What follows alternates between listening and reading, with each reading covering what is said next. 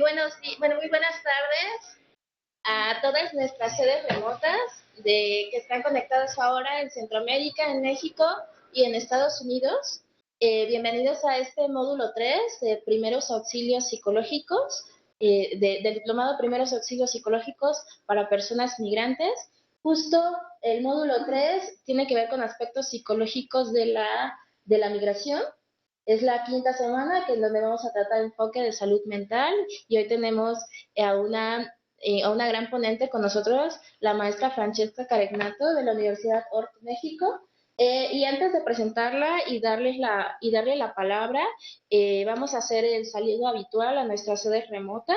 Este saludo es muy importante tanto para que la maestra se dé cuenta quiénes están, los rostros que están detrás de cada sede, como para saber que ustedes están ahí, que están atentos, que nos están escuchando y bueno, saber cómo están. Entonces, en primer lugar, voy a ir a nuestra sede en Ciudad de Guatemala, a la Universidad Mariano Mal Gálvez, y a mis sedes. ¿Cómo están en Guatemala? Hola, ¿qué tal? Buenas tardes. Hola, buenas tardes. ¿Cómo están? Bien, bien, bien. Bienvenidos. Gracias. Muy bien.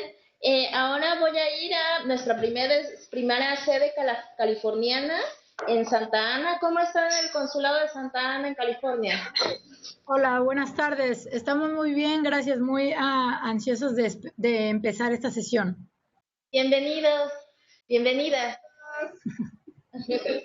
Allá desde nuestra sede en Santa Ana. Ahora voy de este lado de la frontera, pero bueno, no tan de este lado, a nuestra sede en Nogales, Sonora. ¿Cómo están en Nogales, allá en el IMIP? Bien, muchas gracias. Buenas tardes. Buenas tardes, bienvenidos. Gracias, igualmente. Esperamos que más tardecito se incorporen más de los compañeros que faltan allá. Aquí estamos todos. Es que no se va, pero estamos todos. Ah, perfecto. Bueno, saludos allá. Miren, allá. Aquí, sí. Está nada más la pantalla verde. Sí hay gente atrás. Bueno, bienvenidos allá en Nogales, Sonora. Ahora voy a nuestra sede también mexicana en Celaya, Guanajuato. ¿Cómo están en Seremuga? Muy bien. Muy bien, querida. Buenas tardes a todas y todos. Por allá? Listas. Bienvenidas. Gracias por estar aquí tan puntuales siempre con nosotros. Gracias. Bueno, ahora le voy a dar la palabra a nuestra primera sede tejana, allá en McAllen. ¿Cómo están en McAllen? ¿Qué tal? Muy buenas tardes. Aquí ya listos y muy ansiosos de comenzar la presentación. Buenas tardes. Buenas tardes y bienvenidos allá en Texas. Bueno, voy a nuestra segunda sede tejana, acá en el diplomado. Voy a nuestra sede en Dallas, Texas. ¿Cómo están en el Consulado Federal allá en Dallas, Texas? ¿Hay alguien? Hola, muy bien. ¿Sí nos ven? Sí, te veo. ¿Cómo estás? Ok, bien, bien. Aquí tengo otra compañera y los demás ahorita ya están por integrarse. Sí, diles que ya los balconeamos y diles que no vemos que estén acá todavía con nosotros. Ok, bye. Gracias. A ti. Bueno, ahora voy a otra sede mexicana, en Tabasco, nuestra sede tabasqueña en Tenosique, en la Universidad Juárez Autónoma de Tabasco. ¿Nos ven? ¿Nos escuchan bien allá en Tenosique? Hola, ¿qué tal? Buenas tardes. Buenas tardes, bienvenidos. Hola, hola. Aquí estamos esperando que lleguen los demás compañeros, pero también ahora sí que muy ansiosos de aprender sobre esta nueva etapa. Bienvenidos allá en Tenosique. Saludos a todos y a todas por allá. Bueno, ahora voy a nuestra sede Tapatía en Guadalajara, Jalisco. ¿Cómo están allá en FM4 y en Corporativa? Hola, muy bien, todo muy bien acá. Ahí, saludos desde el equipo. Bueno, ahí veo que sí, ya llegaron todos puntuales. Aquí van llegando poco a poco. Ahí vamos. Saludos allá en Guadalajara. Ah, mira, ahí está, ¿no? Sí. Bueno, hay más que en Dallas. Bueno, voy a otra sede más arriba, nuestra sede norteña en Saltillo, Coahuila. ¿Cómo están en la casa del migrante en Saltillo? Hola. Hola, Hola, hola. hola, ¿Nos bienvenidos. escuchan? Sí, los escuchamos bien. Ay, es que tenemos un lío tecnológico acá que no hemos podido resolver, pero ya estamos listos y listas para... Sí, muchísimas gracias. Les pido por favor si pueden dejar de compartir su pantalla. Muchísimas gracias. Bueno, saludos allá en Saltillo y esperamos que solucionen pronto sus problemas técnicos. Cállese. Entonces, no abierto. Ya te lo cerré. Bueno, a continuación voy a nuestra sede de Los Ángeles, California, ahí en las instalaciones de la UNAM. ¿Cómo están allá en la UNAM?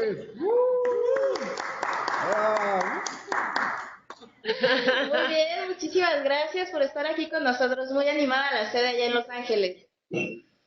Bye, saludos. Saludos. Hola. Ahí sí, hay súper puntuales allá en Los Ángeles. Gracias.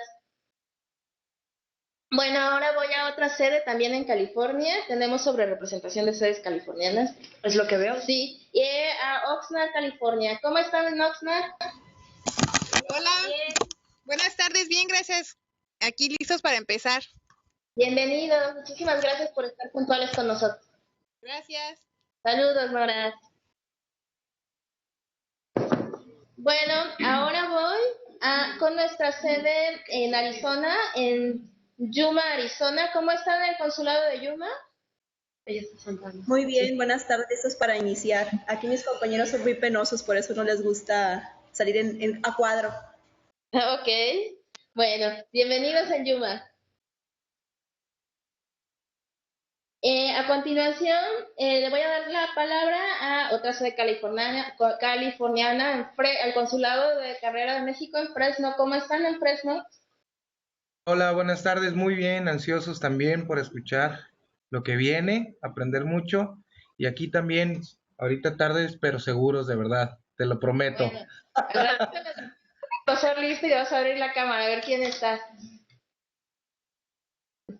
Ya la abrí, no sé, ¿no nos vemos? Y te veo a ti ya, otra chica atrás. Saludos. Somos los únicos hasta ahorita. Ay, nos falta gente, nos faltan participantes. Sí, vas a ver, al rato le tomo foto y te la mando. Ahí, ya estamos cachando ahí los que están haciendo trampa. No, no te preocupes. Gracias, don Fresno. A continuación voy a otra sede, regreso a México, el sureste del país, nuestra sede en Ecosur, allá en Tapachula. ¿Cómo están en Tapachula? Hola, estamos muy bien. Saludos. Saludos, bienvenidos. Allá en Tapachula. Muy bien, voy a otra sede tejana. Voy a nuestra sede en Del Río, Texas. ¿Cómo están el Consulmex del Río? Muy bien, muy bien.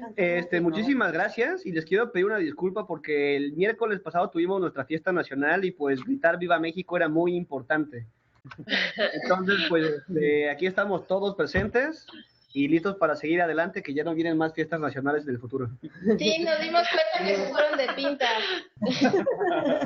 Por el bien de la patria. Bueno, ahí ya les mandamos a sus facilitadores a que los persigan. Vale, bye. Adiós, Del Río. También vi que se conectó nuestra sede en Chicago, Illinois, en la Casa Michoacán. ¿Cómo están allá en Casa Michoacán? ¿Están listos? ¿Nos escuchan? ¿Nos ven bien? Sí. Hola, ¿todos bien? Hola, ¿nos ven? Sí, los vemos y los escuchamos bastante bien. A ver. Bienvenidas. Saludas a las chicas de Chicago. Gracias por darnos la bienvenida. Saludos por allá. ¿Y Arizona? Bueno, le vamos a dar la palabra a nuestra sede de aquel lado de la frontera en Nogales, Arizona. ¿Cómo están en Nogales? Hola, buenas tardes. Aquí listos para comenzar. Bienvenidos, Ahmed. Saludos a todos de aquel lado de la frontera. Bueno, también le damos la bienvenida a nuestra sede en Tlaxcala, y a todos nuestros participantes que se conectan en línea desde la Ciudad de México, diferentes partes de México, de Estados Unidos, de Centroamérica, Costa Rica, Guatemala, Honduras, El Salvador. Pues nos faltan algunas sedes más, nos falta Veracruz, pero bueno, se van a ir incorporando, ya te vas a dar cuenta. Conforme se van incorporando, pues muchísimas gracias también aquí a las personas que están incorporadas en la sede presencial. Bienvenidas, bienvenidos todos. Como les comentaba hace unos minutos, estamos iniciando el módulo 3, aspectos psicológicos de la migración, y es muy importante poder como recapitular sobre los objetivos del módulo antes de presentar a la maestra. Los objetivos del módulo 3 son reconocer los principales fenómenos psicosociales implicados en la migración, así como sus repercusiones en la salud mental de las personas migrantes, identificar los factores de riesgo y protección para ofrecer el apoyo y la canalización pertinente a las personas migrantes, y reflexionar sobre los factores personales involucrados en el modo en que los profesionales escuchan, atienden y en general se relacionan con las personas migrantes. La sesión de hoy es completamente sobre salud mental e introducción a los primeros auxilios psicológicos. Tanto la sesión de hoy como la sesión de lunes la va a dar la doctora Francesca Taretnato. Ella es psicóloga clínica, es psicoterapeuta integrativa por la Universidad Iberoamericana y es tanatóloga. Es docente de licenciatura en el TEC de Monterrey, Campus Ciudad de México, en la Universidad Anáhuac y en la maestría de la Universidad ORT México, así como supervisora de clínicos en formación. Tiene una certificación en counseling y psicoterapia breve por la National Board of Certified y en primeros auxilios psicológicos por la Universidad Autónoma de Barcelona. Tiene diferentes especialidades en terapia familiar multigeneracional por la Academia de la Familia de Roma y por la NDCC International. Ha participado como invitada en varios programas de radio, así como en la serie History Channel Milagros Decodificados. Tiene un blog, www.arboldelavida.mx, y su artículo ¿Por qué es más importante tener papá que tener mamá? Ha recibido más de 78,000 lecturas. Como ustedes pueden ver, es una experta en el tema de los primeros auxilios psicológicos y es un honor que esté con nosotros. Muchísimas gracias, Francesca, por estar aquí. No, yo soy la honrada, la agradecida y me siento bien emocionada de que nos están viendo en diferentes partes del globo. De verdad fue muy, muy lindo el saludo y muy padre saber que tantas personas están interesadas en los primeros auxilios psicológicos, pero sobre todo en entender un poco más en cómo trabajar mejor con personas migrantes. Entonces, sí, adelante. Tomo la palabra. Antes de empezar con el programa, quería leerles una cosa muy chiquita, retomada de uno de los libros que les enviaron hoy el material para este módulo. Dentro del material hay una lectura que es parte de este libro, que se llama Ser Migrante, que lo escribió casualmente un amigo mío, pero es pura coincidencia. Dice, ¿cómo convivimos? ¿Cómo estar en el mundo entre diferentes? Una compañera migrante de Perú, que hoy reside, vive y trabaja en Milán, Italia, hacía esta pregunta y la hacía frente a un auditorio atento a los ponentes que la antecedieron y que peroraban la justa causa del abatimiento de todos los muros y de todas las fronteras. Decía ella, si mañana aprobaran la mejor de las leyes migratorias, si mañana ya no hubiese fronteras, el problema de la convivencia no estaría resuelto. Y con esta reflexión quisiera empezar porque el tema de la salud mental con personas migrantes tiene que ver con el tema de la convivencia, no solamente con los migrantes que se desplazan y lo que pasa en el trayecto, sino también a la llegada. Y es por eso que ahorita que les recorreremos el programa que ustedes ya tienen, les quería hacer notar el por qué nos vamos al revés. Es decir, en lugar de empezar de donde salen los migrantes, yo quiero empezar de la llegada de los migrantes e irme un poquito atrás. No sin antes decirles que yo también soy migrante. Yo soy italiana, naturalizada mexicana y tengo 20 años de vivir aquí. Entonces, el tema me es especialmente importante, ¿no? Porque tiene que ver con mi vida. Entonces, la primera parte a la que llamé aculturación y salud mental, nos vamos a ver un poquito qué significa salud mental, cómo la definimos, y vamos a conocer brevemente aquellos modelos que buscan clarificar el proceso de aculturación para poder entender la relación con la salud mental, porque justamente de este proceso depende que una persona pueda tener más o menos salud mental. Entonces, vamos a tener a conocer el término de aculturación psicológica. Me voy por aquí porque la pantalla creo que no se ve tan bien como en las copias que ustedes tienen. Y conocer los modelos de aculturación psicológica, los que se basan en el contenido, el que se basa en el contenido, los que se basan en el proceso. Los que se basan en el proceso tenemos modelo unidimensional, modelos bidimensionales, y desde los modelos bidimensionales derivan los modelos más actuales para poder entender este proceso. Tenemos 3, multivariado, de estrés de aculturación, multidimensional, los vamos a ver muy brevemente, para poder aterrizar a los factores culturales y psicológicos relacionados con el estrés que deriva de la aculturación y la salud mental del individuo. Bueno, ustedes están viendo, lo tienen en el material, así que no me voy a detener. Vamos a revisar un par de estudios más significativos. Vamos a hacer un paréntesis especial en cuanto a la adolescencia, es decir, al adolescente migrante, porque es un caso aparte. Y vamos a conocer un nuevo modelo, una nueva propuesta de modelo de aculturación. En la parte 2, aquí estamos cuando los migrantes llegan, se convierten en inmigrantes en el nuevo país, ¿sí? Nos vamos atrás y vamos a ver el proceso antes de la llegada, y es la migración desde la perspectiva tanatológica. Cuando hablamos de tanatología, como les decía, yo también soy tanatóloga, no hablamos solamente de muerte, hablamos de pérdidas, y el migrante es una persona que vive muchas pérdidas, así que vamos a enfocarnos un poquito a eso. Vamos a ver cómo la migración puede ser un riesgo en la salud mental, qué es el estrés y el duelo migratorio, porque hay un duelo específico que se llama justamente migratorio. Y vamos a conocer el síndrome de Ulises. Es el síndrome del inmigrante con estrés crónico y estrés múltiple. Luego, vamos también a enfocarnos en la migración como un evento traumático, que es diferente a la migración desde el punto de vista tanatológico, es decir, las pérdidas son un aspecto. El trauma que conlleva muchos procesos migratorios es otro aspecto. Vamos a conocer 2 trastornos muy importantes que se conocen cuando hablamos de primeros auxilios psicológicos e intervención en crisis, que son el trastorno por estrés agudo y el famoso trastorno por estrés postraumático, y cómo aplica en las personas migrantes. Y la parte, digamos, más como cercana a mi formación es la parte 4, que probablemente veremos, digo, a menos que nos vaya muy bien y avancemos muchísimo el día de hoy, pero no creo, la tengo contemplada para la clase del lunes, que son las estrategias de intervención. Específicamente, ¿cuáles son las herramientas con las cuales ustedes pueden contar para la intervención en crisis con personas migrantes? ¿Cómo aplicar los primeros auxilios psicológicos con personas migrantes de manera desafortunadamente breve, porque el tiempo es el que es?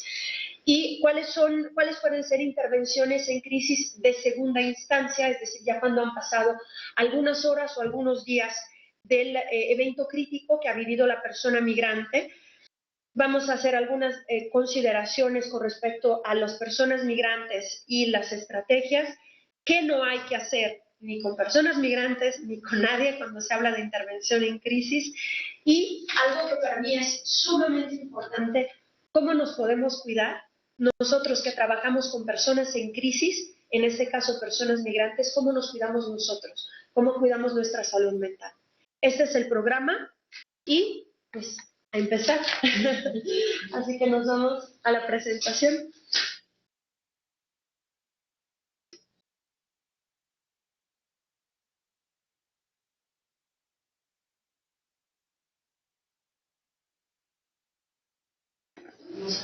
Gracias. No, disculpa, se me había olvidado que cuento con esta herramienta. La salud mental, dice la Organización Mundial de la Salud, que es un estado de completo, y subrayo completo, bienestar físico, mental y social, y no solamente ausencia de enfermedad o ausencia de afecciones. A mí esta definición me parece un tanto cuanto utópica, no sé a ustedes cómo les suene, pero el propósito siempre sigue siendo una definición de la Organización Mundial de la Salud, me parece muy importante. ¿Por qué encargarnos y por qué cuidar de la salud mental? Porque nos interesa para potenciar el desarrollo de la persona, para que esta persona pueda alcanzar sus metas, sus habilidades, sus sueños, ¿no? Sus intereses, vínculos en diferentes ámbitos de su vida. Y para hablar de salud mental no podemos ver el individuo, sería extremadamente reductivo. Tenemos que considerarlo dentro de sus factores ambientales, sus factores culturales, el pueblo de donde vienen, su familia, sus pasiones, sus defectos, es decir, un todo. La salud mental tiene 3 dimensiones.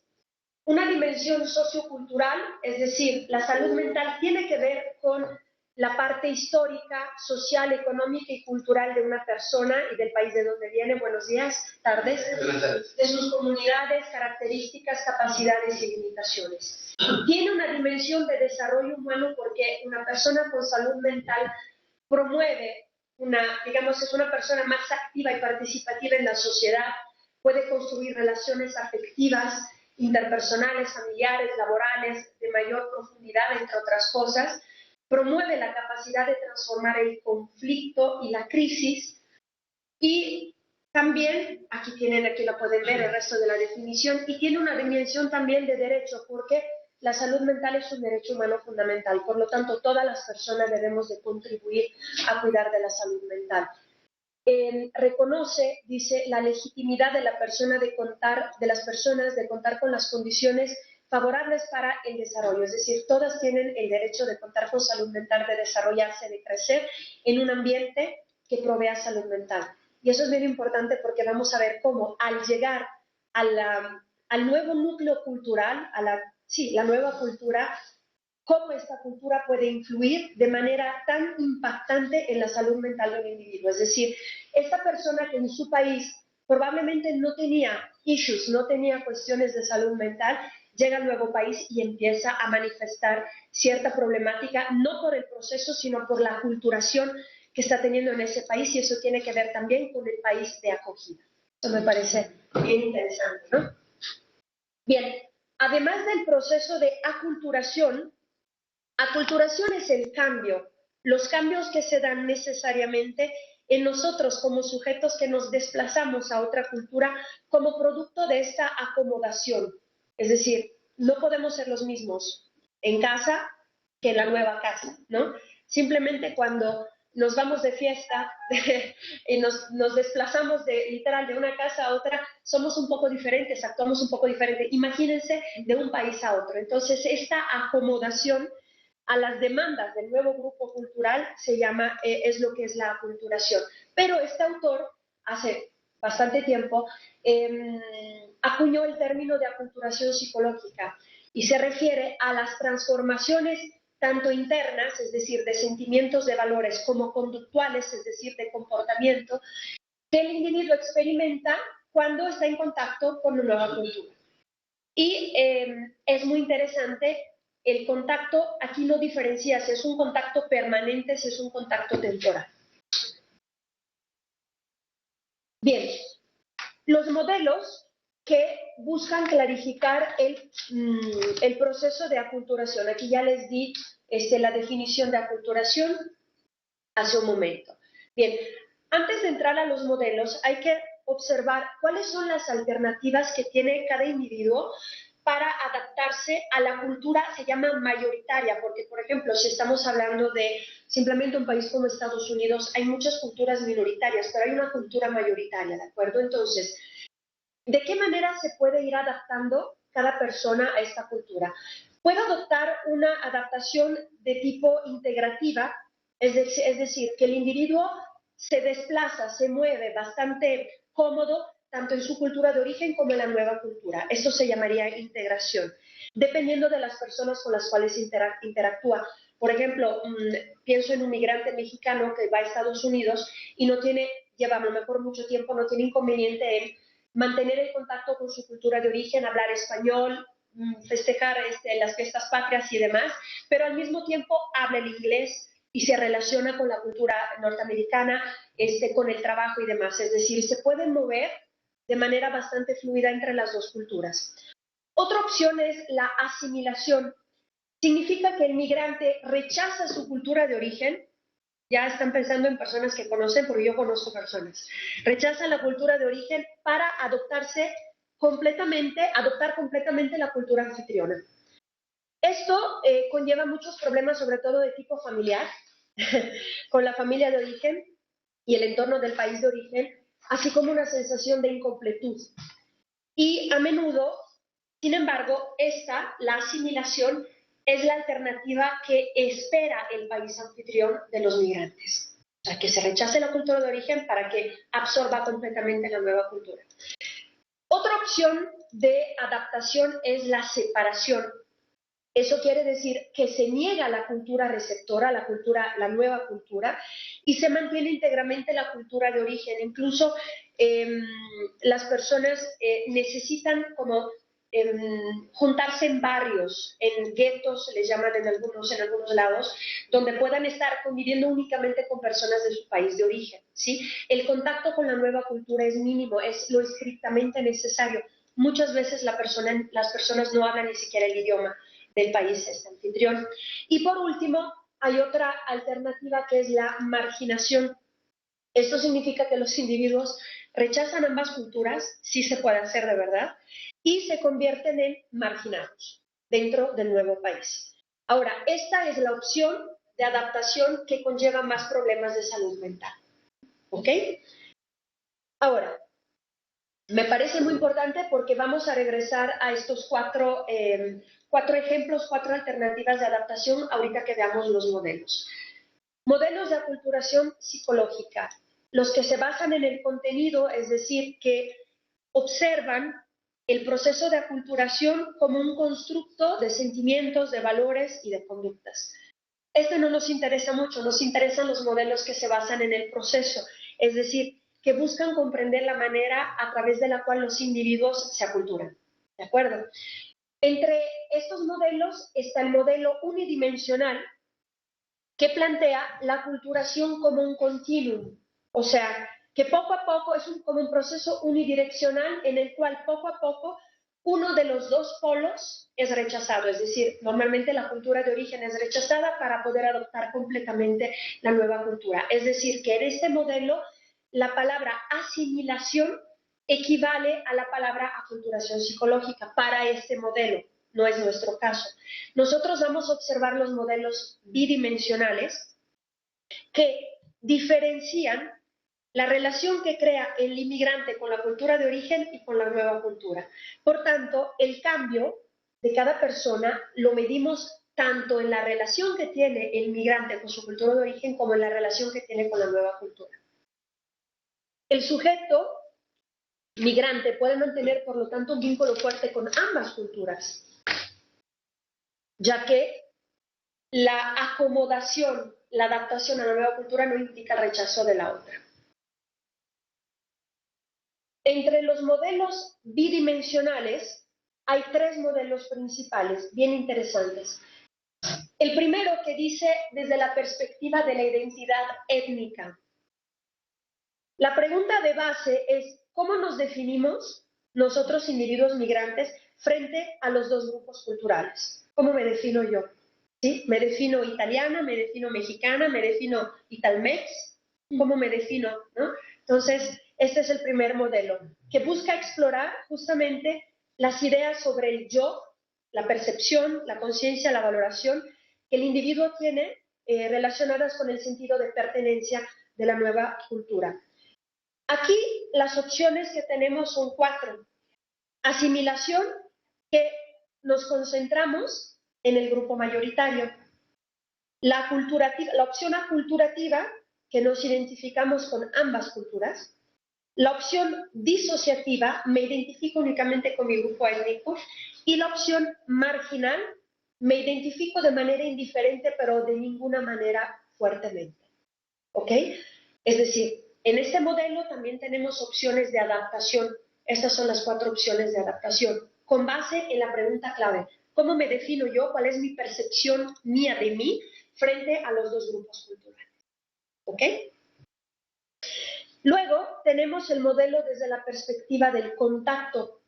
Este modelo se centra en justamente la relación, el contacto que el individuo desea tener con el grupo mayoritario y con su propio grupo de origen. La pregunta central es, ¿qué tipo de relación quiero tener? Y este modelo observa la socialización del individuo.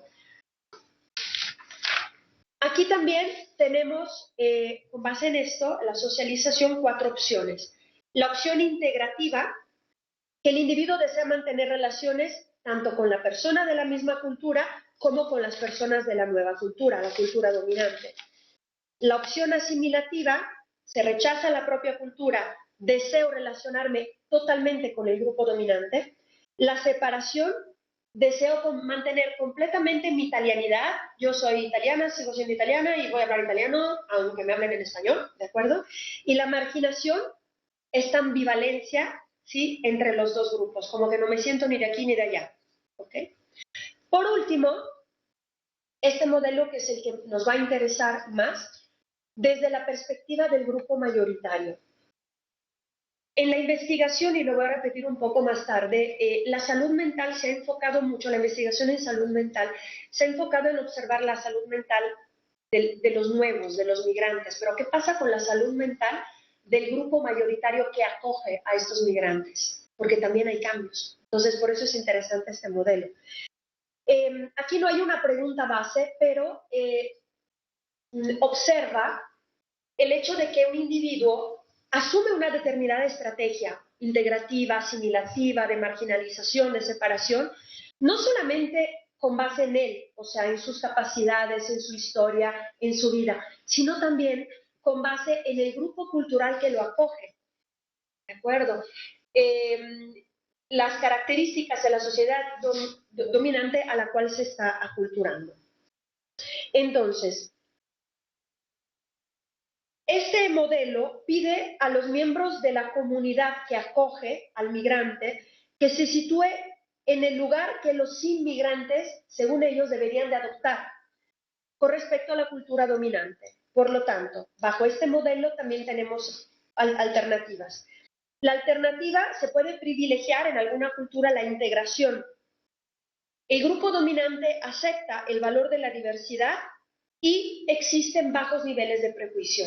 No sé si a la mente les vengan algunos países cercanos o no tan cercanos que prevalecen este respeto a la diversidad. Por ejemplo, estoy pensando simplemente en las leyes que existen en un país como Gran Bretaña para que personas de determinada religión, por ejemplo los Sikh, puedan utilizar, perdón que utilice la palabra incorrecta, el turbante, no recuerdo cómo se llama, para poder acudir al trabajo.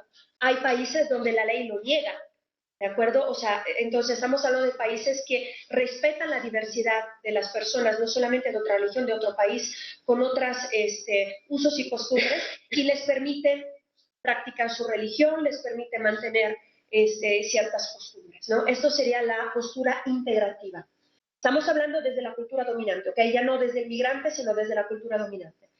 Tenemos la opción asimilativa, cuando solo se aceptan aquellos individuos que asumen los valores de la nueva cultura. Si te pareces a mí, está bien, pero si sigues utilizando tu atuendo de tu país, ya no me parece tan bien, ¿no? Y esto obviamente es a costa de de la eliminación de su identidad cultural, ¿no?, de los migrantes. La estrategia segregacionista, cuando aceptamos a la nueva cultura, siempre y cuando los migrantes no asuman, no contaminen o no transformen la cultura dominante. Pero hay una peor, parecería esta, pero no, hay una peor, que es la orientación exclusionista. Esto, obviamente, una consecuencia de una sociedad intolerante, maneja el tema de la no aceptación de los inmigrantes que desean adoptar las características de la nueva cultura, sino que además se niega los sujetos del grupo minoritario el derecho a preservar su propia cultura. ¿De acuerdo? Entonces, tenemos la opción de integración, asimilación, o la opción de segregación y exclusión. Ahora, es justamente a partir de estas premisas que podemos empezar a encuadrar un poco el tema de la salud mental y la relación con la migración. ¿Cuáles son los modelos que tenemos de aculturación y salud mental? los que estábamos viendo eran modelos de aculturación psicológica, ¿de acuerdo? Les comentaba que principalmente la investigación se ha enfocado en las poblaciones minoritarias, es decir, en los migrantes, pero hay que experimentar, hay que considerar que tanto las características individuales como las características del proceso migratorio y las características del país anfitrión son los que influyen en la salud mental de un individuo. Por lo tanto, tenemos estos modelos muy interesantes. El modelo multivariado plantea que para poder observar la salud mental y la aculturación hay que considerar las características preinmigración, es decir, antes de que una persona, antes de que un individuo salga de su casa para desplazarse a otro país o para migrar, hay que ver cómo estaba en su casa, en su país, en su cultura, tenía trabajo, no tenía, había antecedentes de trastornos mentales, cómo vivía esta persona. Estas son las características preinmigración. Luego, características demográficas influyen mucho el nivel socioeconómico, la edad de un individuo, su estatus, si está casado o no, etc. Y hay que observar los factores post-inmigración. Una vez que llega en el país anfitrión, ¿cómo es tratado? ¿Ya tiene contactos ahí o no tiene a nadie? ¿Encuentra trabajo de inmediato o no? ¿Tiene problemas de salud que son atendidos o no son atendidos? ¿Es detenido? ¿Pasa tiempo en la cárcel? Entonces, es bien interesante. El otro modelo que me interesa que veamos es el modelo de estrés de aculturación. Para este autor, Berry, hay 3 procesos principales que se experimentan cuando un migrante se acultura. El primer factor es la mutación cultural.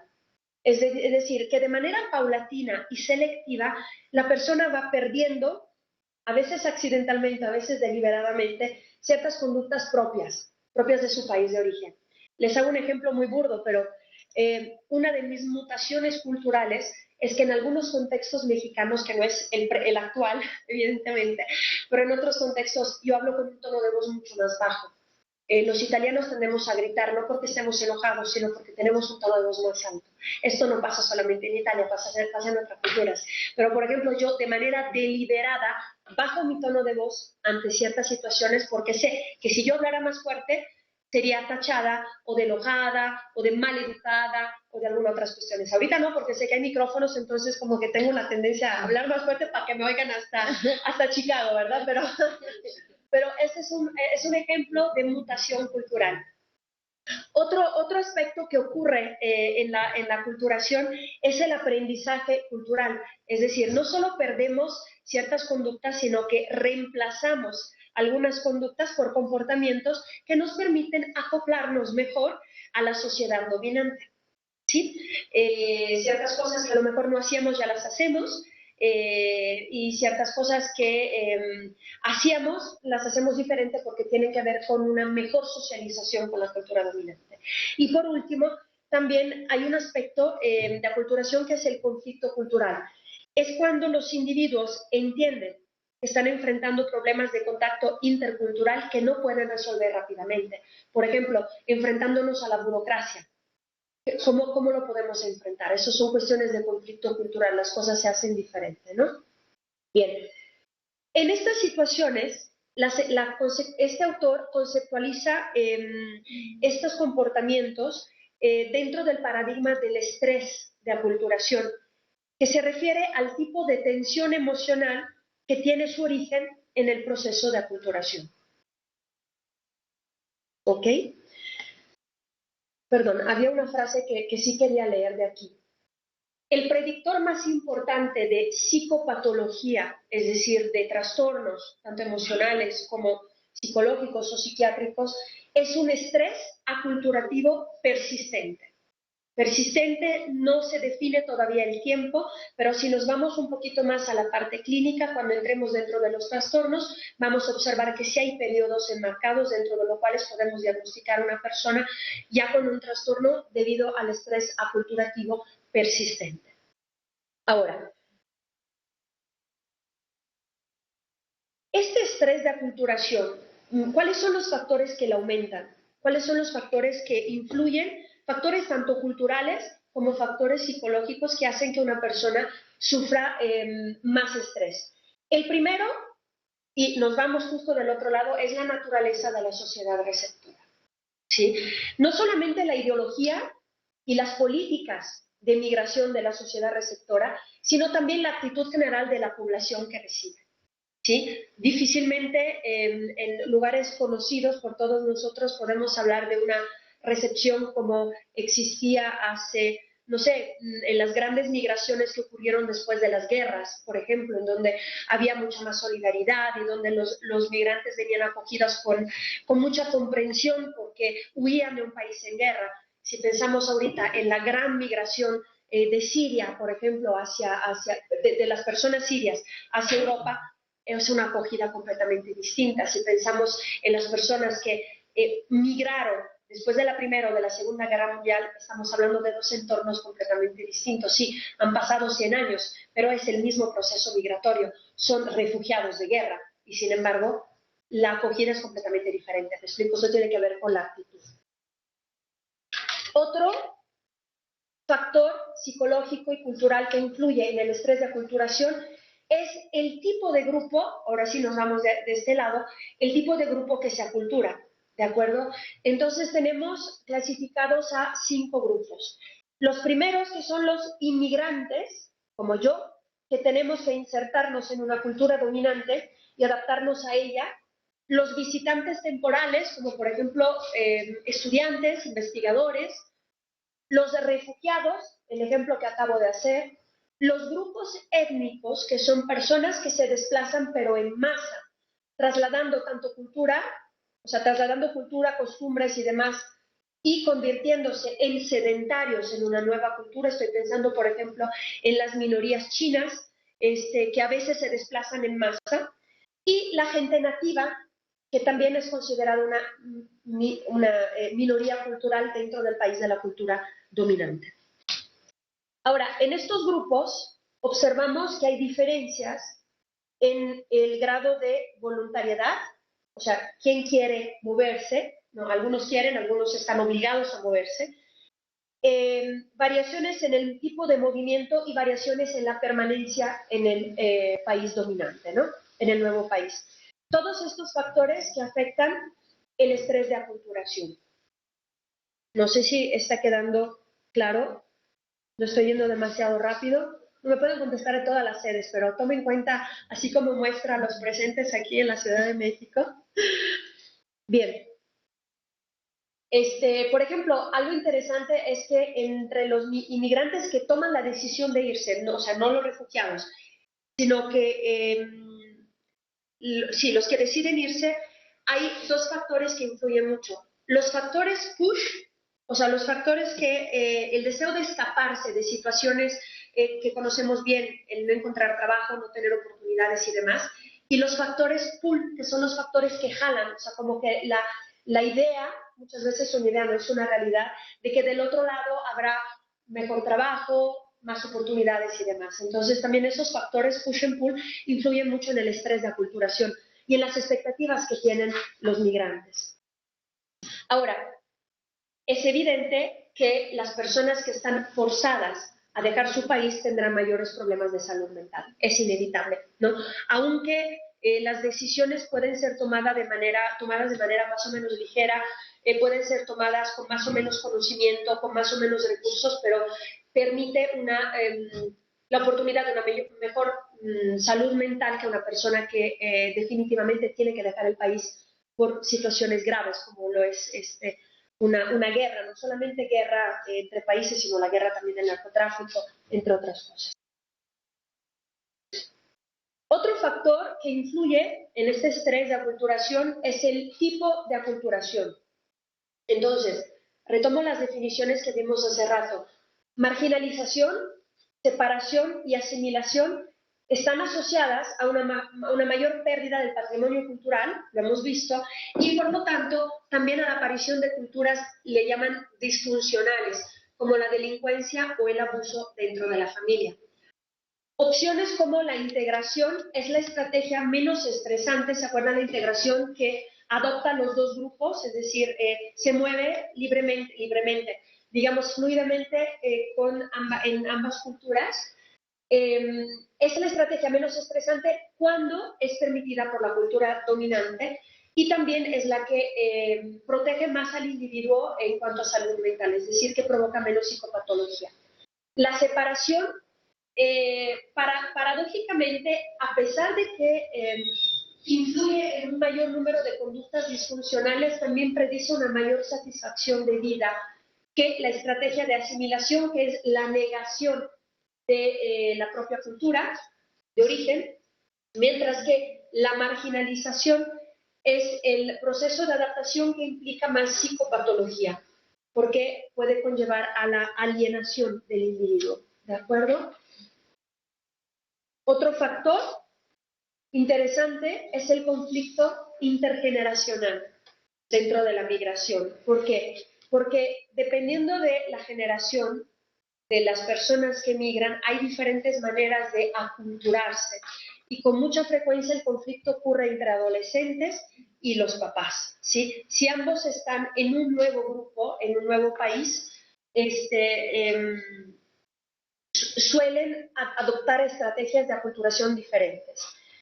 Y las características demográficas, también les había comentado, demográficas y sociales del individuo. Se comenta que a mayor educación del individuo hay mayores recursos. ¿Por qué? Porque la persona puede racionalizar e intelectualizar el proceso de aculturación.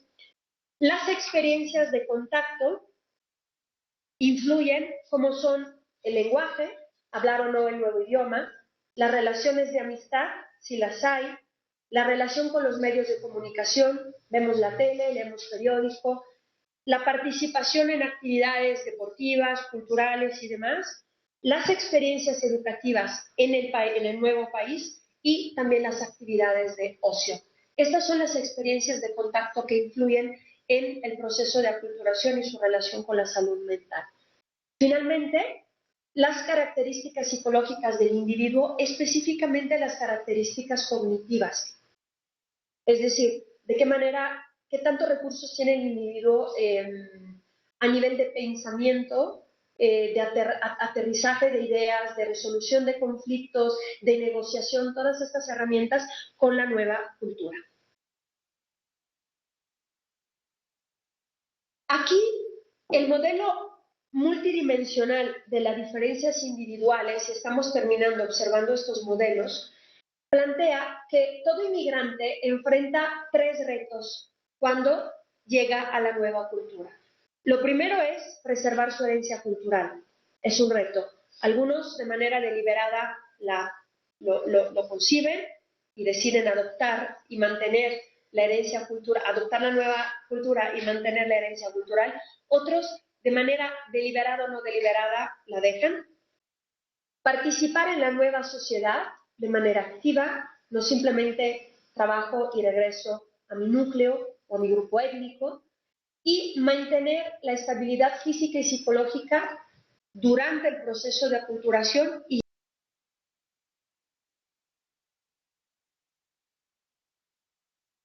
entre los estudios más significativos que han estudiado, que han observado la aculturación y la relación con la salud mental, hay uno muy grande de Rogler que correlacionó de manera positiva el proceso de aculturación con un mayor consumo de alcohol y abuso de sustancias.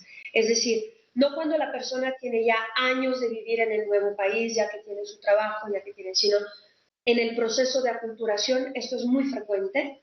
Otro estudio, ese es australiano, observó que entre los factores premigratorios, es decir, antes de que la persona se desplace, si hubo experiencias traumáticas en su vida premigratoria, ¿de acuerdo?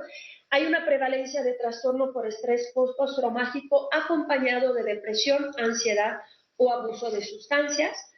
Y un estudio muy interesante español, ¿sí?, que observó a 400 latinoamericanos residentes en Madrid, observó que el 50% de la muestra presentaban trastornos afectivos, específicamente depresión, habiendo una prevalencia del 85% de mujeres. Eso está muy interesante.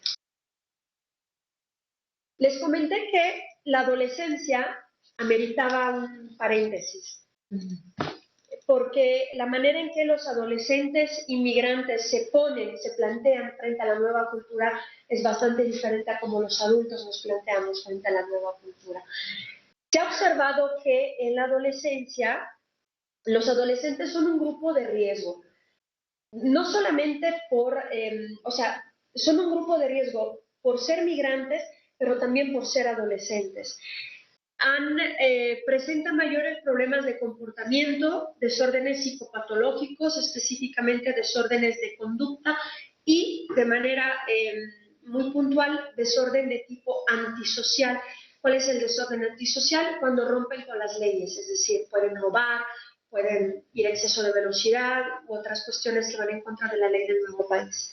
También existen conflictos de identidad y baja autoestima. Imagínense, son personas que, todo lo hemos vivido, están forjando su propia identidad como adolescentes y se desplazan a una nueva cultura donde además tienen que forjar una nueva identidad cultural, no solamente la personal. Es por esto que son un grupo en riesgo. Estos autores comentan que los adolescentes migrantes viven dos procesos psicológicos al mismo tiempo. Uno es la separación de los apegos emocionales que dejaron en su tierra, y sabemos que para los adolescentes son muy importantes. Si duele cambiar de escuela, duele cambiar de casa, imagínense cambiar de país y dejar las amistades, la tierra, ¿no? Todo. Y el otro proceso psicológico es la separación del lugar de origen adaptándose a la nueva cultura. Entonces es la separación de los afectos y la separación de la cultura. El proceso de separación interna de su ambiente, del ambiente nativo del adolescente, y la integración a la nueva cultura ocurre también al mismo tiempo que la separación de los padres. ¿Por qué? Porque como adolescentes se van independizando, se van haciendo más autónomos. Todo esto lo están viviendo al mismo tiempo. Por eso entendemos que es un grupo especialmente vulnerable. ¿Cuáles son otras consecuencias a las que puede conllevar? La desinhibición de impulsos antisociales, es decir, que tengo ganas de hacer cosas para poderme retar, para mostrarme más rebelde, y se desinhiben, es decir, llegan a excesos. Depresión y dificultades en la comunicación, tanto con adultos como con coetáneos. ¿Cuál sería el recurso más importante que tiene el adolescente inmigrante en la nueva cultura? El recurso más importante es su familia, tanto que se quede en su lugar de origen como que haya familia en el nuevo lugar que nos acoge. ¿Y si no tiene familia? Y si no tiene familia en el nuevo lugar que lo acoge, perdón, no había escuchado. La cuestión sería, no, al contrario, gracias. La cuestión sería el contacto que mantiene con la familia que se queda en el lugar de origen. Por ejemplo, hay muchas historias de adolescentes que cruzan la frontera, mexicanos que cruzan la frontera, llegan a Estados Unidos y la familia no sabe de ellos en meses. Pero no es porque no tengan el medio para ponerse en contacto, sino por diferentes razones. Por ejemplo, muchas veces están verdaderamente enfrentando un proceso muy difícil y no quieren compartirles lo difícil que es el proceso, por lo tanto prefieren no hablar. Otras veces prefieren haber alcanzado algo, por ejemplo, tener un trabajo, para poderles decir, ya tengo algo para compartirte, ya tengo algo por lo cual tú te puedes sentir orgulloso de mí. Pero aquí la recomendación que hacemos y que hacemos a las personas que trabajan con adolescentes migrantes es que mantengan el contacto con la familia de origen, que traten de ser lo más honestos posibles también con respecto a las dificultades que tienen el proceso migratorio, por ejemplo. ¿De acuerdo? Y si, por ejemplo, la familia de origen es una familia conflictiva, y una de las razones por las cuales estos adolescentes migrantes se desplazan, el forjar amistades y afectos de peso en el nuevo lugar también es un factor protector de salud mental para los adolescentes. Ahora, cualquier modelo, hemos visto varios modelos de aculturación, cualquier modelo que relacione la salud mental con el proceso de aculturación debería tomar en cuenta estos factores. Uno, diferenciar las fases en el proceso migratorio, porque no es lo mismo mientras me muevo y toda la violencia que pueda yo vivir, las pérdidas que pueda yo vivir durante el proceso migratorio o la facilidad de tomar un avión y aterrizar en otra ciudad y simplemente en otro país y no pasa nada, como el tema de haber llegado, no, ya tengo casa, no la tengo trabajo, no la tengo, es decir, son diferentes etapas del proceso de aculturación, como el hecho de que ya tengo un tiempo, ya tengo ciertos afectos, ya tengo mi cotidianidad en el nuevo país. Entonces, deberíamos de observar en qué lugar, en qué momento de su proceso de aculturación se encuentra el migrante con el cual trabajamos. Luego, la importancia de las experiencias premigratorias. Muy pocas veces se pregunta al migrante qué dejó, qué hubo atrás. ¿Sí? Pensamos que normalmente un migrante, como la mayoría de los que conocemos, centroamericanos, mexicanos, dejan situaciones de mucha pobreza o situaciones muy dramáticas. No siempre es así. No siempre es así. Los migrantes muchas veces dejan hogares maravillosos, familias numerosas, donde hay muchos apegos, mucha convivencia, y buscan a lo mejor algo que nosotros no sabemos. Entonces, es muy importante preguntar qué hay antes del momento en el que conocemos a la persona migrante, qué hay qué hubo en su vida, qué es lo que está en su país de origen. Y otro factor, esto es bien interesante, es el problema del estatus socioeconómico y la movilidad social descendente. ¿Por qué? Porque normalmente, en general, las familias migrantes vienen de trabajar en su país, pero con niveles de ingresos bajos. Aunque la condición económica mejora en el nuevo país, en el mejor de los casos, el tipo de trabajo que realizan son trabajos que hacen que su estatus social sea más bajo que el que tenían en el lugar de origen. Y muchas veces, por ejemplo, pienso en los migrantes magrebinos, o sea, de los países del Magreb, del norte de África, que se desplazan a Italia, por ejemplo, o de otros lugares de África, un poquito más al sur, de Sudán, por ejemplo, de Nigeria, que tenían trabajos muy dignos en su país, que eran muy reconocidos, tenían un estatus socioeconómico importante, personas que estudiaron. Yo he conocido médicos y que llegan al nuevo país, en Europa, en Italia específicamente, vendiendo chicles, por ejemplo, vendiendo bolsas piratas. Es decir, son impactos muy fuertes, ¿no? E impactan en la salud mental del individuo. Por lo tanto, hay que considerar y observar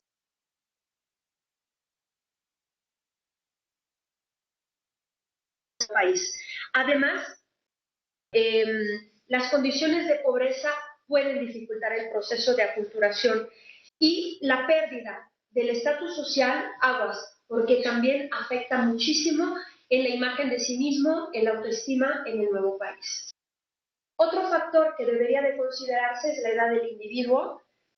La integración, los estudios arrojan datos evidentes que no es difícil imaginarnos que a menor edad es más fácil el proceso de aculturación. Y el conflicto intergeneracional del cual hablamos también depende del hecho de que los padres usualmente mantienen tradiciones y valores culturales que a veces chocan con los valores de la nueva cultura y con los valores que quiere adoptar el adolescente, ¿no? O los hijos.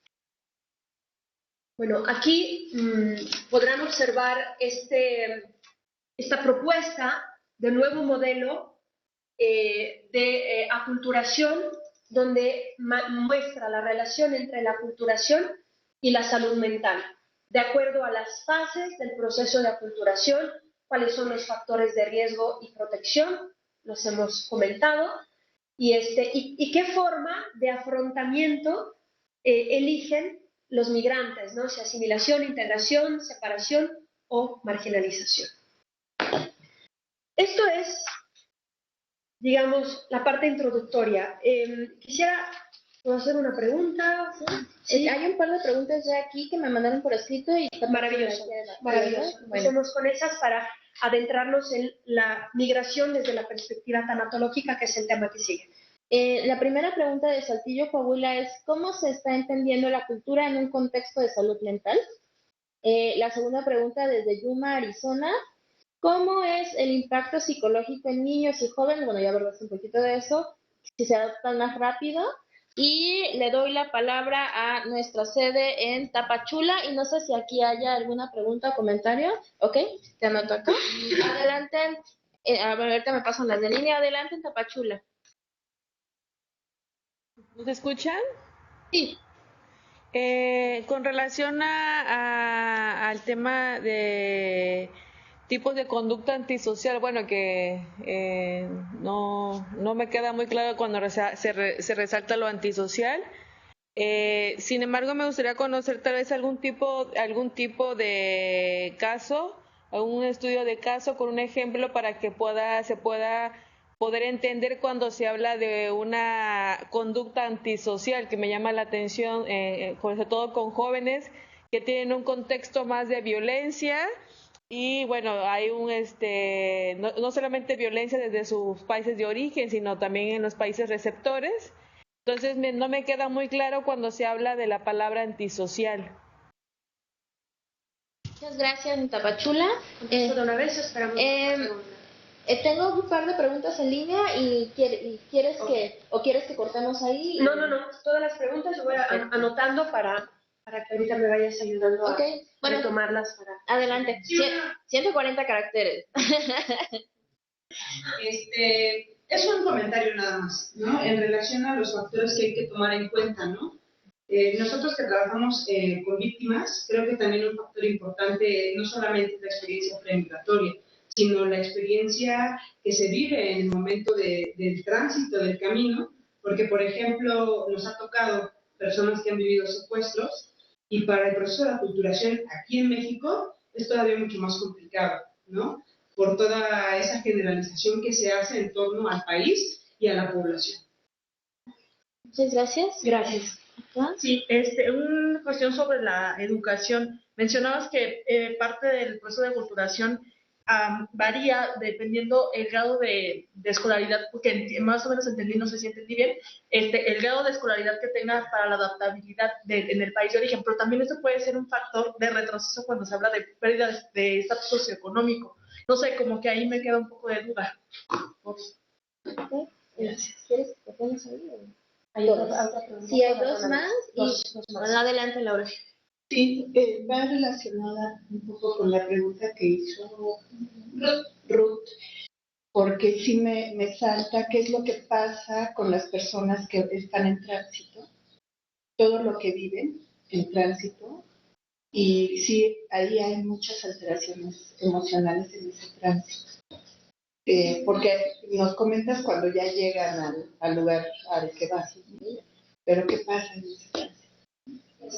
Voy a nomás aportar una cosa, porque como las dos preguntas, el comentario y la pregunta se relacionan, al principio les comenté que íbamos a hacer un viaje al revés. Es decir, íbamos a empezar hablando de los migrantes en la cultura dominante y nos íbamos atrás para observar el tema que sigue, justamente es el migrante en el proceso. Que bueno, me lo comentan para que yo retome el programa, y también por qué lo quise hacer al revés y no empezando por el migrante que se va y cómo es el proceso de ida, sino que nos vamos en un tiempo justo, vamos a hablar de eso en un momento. Las otras dos preguntas. Bueno, y se coló una de Los Ángeles. De Michoacán, ¿la aculturación es igual a los costos emocionales de la migración o son conceptos relacionados? Luis Zavala, ¿el aumento de los casos de cáncer entre la población migrante puede relacionarse con su exposición a las situaciones estresantes propias del recorrido, estrés acumulado persistente? Y de Los Ángeles, ¿cómo se trata con adolescentes que están haciendo daño y que se les quiere ayudar y que ellos no quieren recibir ayuda? Nada más. Nada más. Tan poquitas, tan sencillas. Me voy también al revés, empiezo desde las últimas. cómo se trabaja con adolescentes que muestran dificultades y no quieren ser ayudados. ¿De qué manera el adolescente se acercó a nosotros? Eso sería la primera pregunta. ¿Cómo podemos crear necesidad en el adolescente? El adolescente no quiere ir a terapia, yo soy psicoterapeuta, no quiere venir a terapia aparentemente, pero ¿cómo podemos crear esta necesidad? ¿Cómo podemos hacerlos reflexionar y observar? Porque no solo son temas de pensar, sino también que observen su situación actual y que vean que un apoyo social, legal, médico, emocional pueda hacerles de ayuda en este proceso. Eso sería la pregunta que les lanzo de vuelta ante esta pregunta. Crear la necesidad en el adolescente que aparentemente no quiere ser ayudado porque no observa su situación de la manera en que nosotros lo observamos. Y esto vale para el adolescente migrante como para cualquier adolescente. La otra pregunta es, ¿cuáles son los costos emocionales? Si aculturación y costos emocionales de la migración es lo mismo. No, aculturación es un proceso justamente que implica costos emocionales, pero no solamente costos, también inversiones emocionales. Y esto lo vamos a ver no en la parte que sigue, sino en la otra, en la parte 3, ¿de acuerdo? Me voy a meter un poquito más en este tema. Otra pregunta tenía que ver con la educación y el estatus socioeconómico. Nada más que no estoy segura de haberle entendido bien. La contesto y tú me dices si te caché y si no me dices. La educación, los estudios arrojan que a una mayor educación, es decir, las personas que han estudiado más tienen mejores recursos de salud mental que las personas que han estudiado menos, pero son recursos de tipo intelectual. Por lo tanto, es diferente al estatus socioeconómico, porque una persona puede tener un estatus socioeconómico alto en su cultura, en su país de origen, por ejemplo, sin haber estudiado, a lo mejor porque tenía un negocio y porque en su pueblo era conocido por su negocio, entonces tenía un estatus alto, estatus social. Aquí no sería necesariamente económico, o sea, el estatus social, pero son dos elementos diferentes. Ahora, hemos observado que el estatus, tanto social como económico, sufre cambios, ¿sí? En el proceso de migración, que pueden ser que una persona tenía un estatus socioeconómico bajo y adquiere un mejor estatus socioeconómico, o, como el ejemplo de las personas migrantes de África, que tenían un estatus socioeconómico alto y al desplazarse pierden el estatus socioeconómico. Sí, era como la educación en este sentido como un recurso de apropiación del capital cultural que se tiene en el otro país. O sea, el proceso de que puedas hablar otro idioma, que tengas la plasticidad para tener acceso o que sepas que tienes acceso, que puedes tener a recreación, otro tipo de cosas, te hace adaptable, pero también si lo pierdes o si en ese sentido va en retroceso tu economía, pues entonces ahí, por eso era mi pregunta, ahí también hay un quiebre que no necesariamente es un recurso como tal, porque al final la economía es lo que está haciendo que es la baja autoestima, que tenga un cierto retroceso a lo que pudo haber avanzado en esta plasticidad de reconocimiento con el entorno, al momento de verse cortado.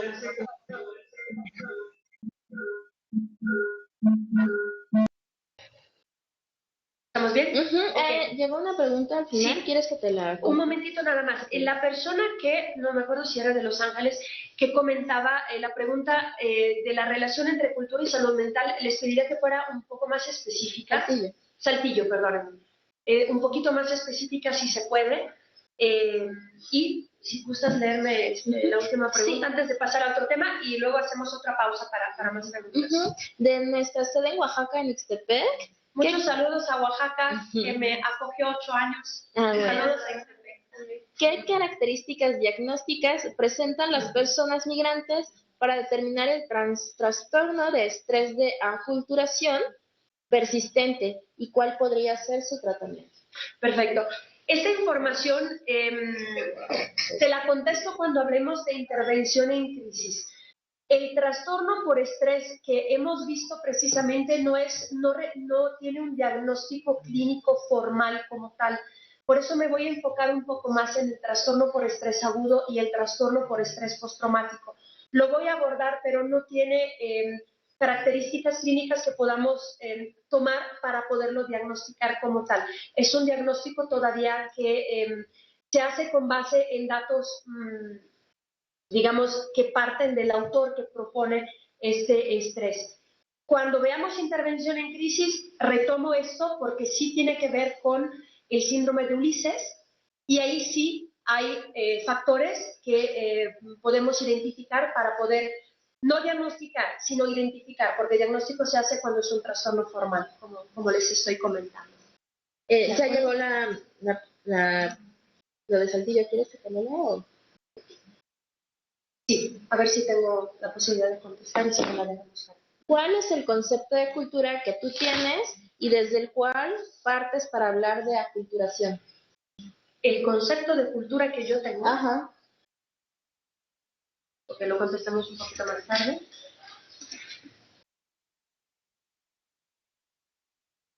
De acuerdo. Ok.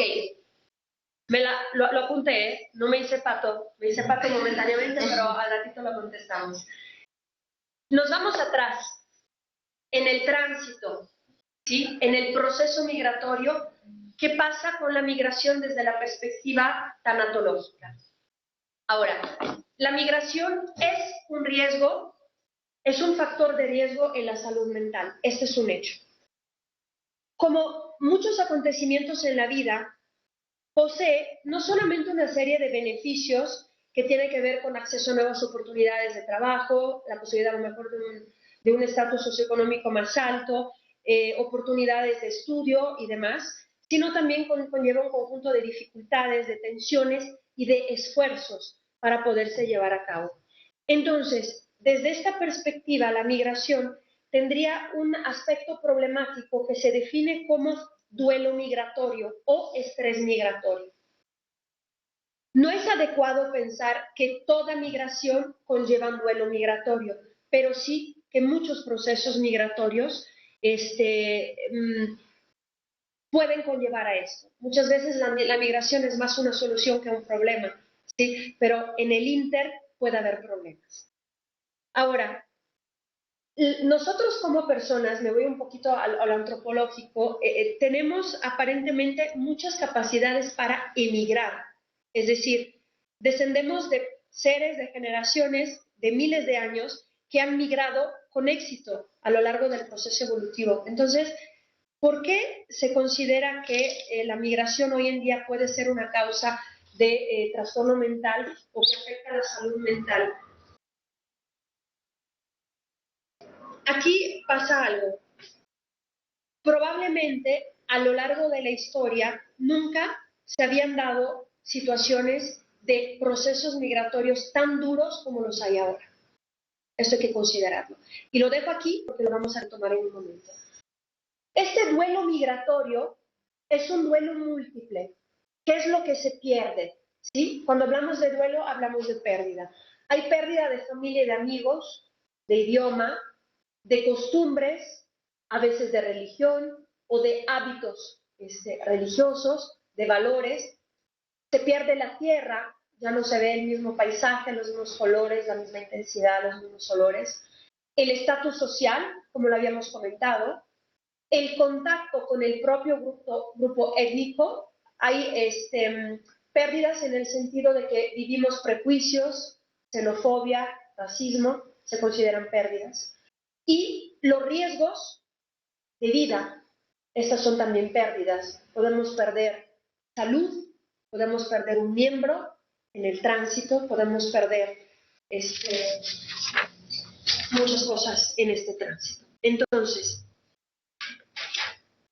¿qué características tiene el duelo migratorio? Perdón, me voy un momento antes. Este proceso migratorio como factor de riesgo en la salud mental ocurre si se dan estas tres condiciones. Si existe vulnerabilidad, es decir, si el individuo no está sano o se enferma en el proceso o padece algún tipo de discapacidad antes o durante el proceso, si el nivel de estresores durante el proceso migratorio es muy alto y el medio que acoge es un medio hostil, y si se dan ambas condiciones. ¿De acuerdo? Esto es cuando la migración es un factor de riesgo en salud mental.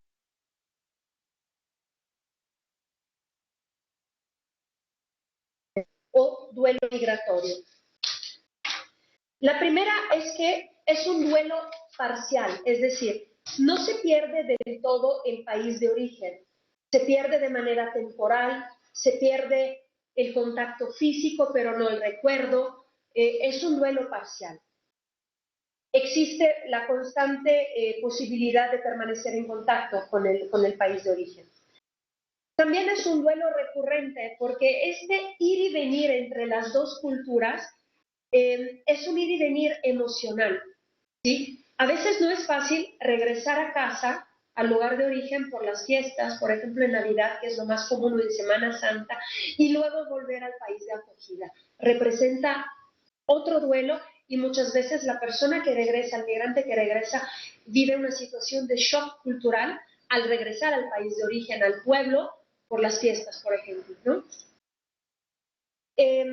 Y el llamar telefónicamente, el informarse de las cosas que pasan en el país de origen, reactiva el recuerdo y por lo tanto se siente más todavía el duelo. Para algunas personas es así.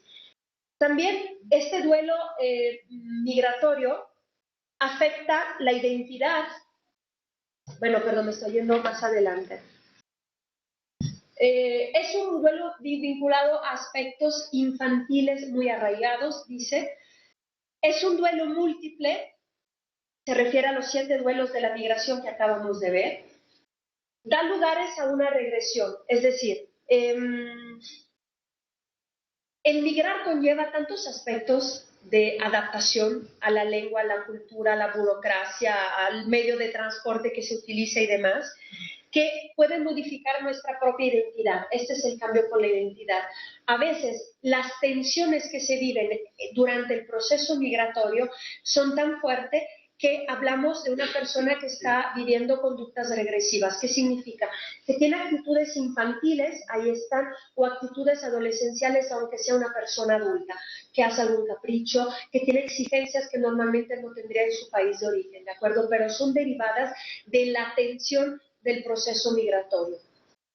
También la migración, el duelo migratorio tiene que ver con, tiene lugar en una serie de etapas. No son las mismas las etapas del duelo por la pérdida de una persona, o sea, por la muerte, que las etapas de un duelo migratorio. Aquí nos apoyamos en un autor que se llama Bowlby, que nos habla de 4 etapas que puede vivir el migrante en el proceso migratorio, que es la negación, como que no puede aceptar todavía que ha habido cambios en su vida, resistencia, y en esta etapa de resistencia es cuando más se dan las conductas regresivas que les comentaba, protestas, quejas, se queja del esfuerzo, se queja de la ayuda que está recibiendo, se queja de la parte burocrática, etc. Aceptación, que es otra etapa en la cual ya estamos más instalados en el proceso y también en una situación de comprensión de la nueva situación, y la que se le llama restitución, que se refiere a una reconciliación, no solamente aceptación, es una reconciliación afectiva con lo que se ha dejado atrás y lo nuevo que hay. Estas serían las 4 etapas del duelo migratorio, de acuerdo con Bowlby. También el duelo migratorio, dice, supone la puesta en marcha de ciertos mecanismos de defensa y de errores cognitivos en el proceso de información. ¿Qué significa? Los mecanismos de defensa pueden ser tanto la racionalización, puede ser proyección, puede ser desplazamiento, cualquier mecanismo de defensa que ustedes conocen. Y los errores cognitivos, se habla específicamente de distorsiones cognitivas. Por ejemplo, uno puede ser que el migrante generalice de manera excesiva lo que vivió en un lugar, cambia de lugar y piensa que es igual. ¿Sí? Este es un error cognitivo. No, a lo mejor no considera que en un albergue se mueve en las situaciones de una manera distinta que cuando llegue a un albergue del nuevo país, por ejemplo, ¿no? La maximización o minimalización, o sea, cuando enfrenta alguna situación, como que la hace chiquita, como que no importa, o como que es una situación muy grande. Esa es una distorsión cognitiva. O el hecho de que tenga un pensamiento absolutista con respecto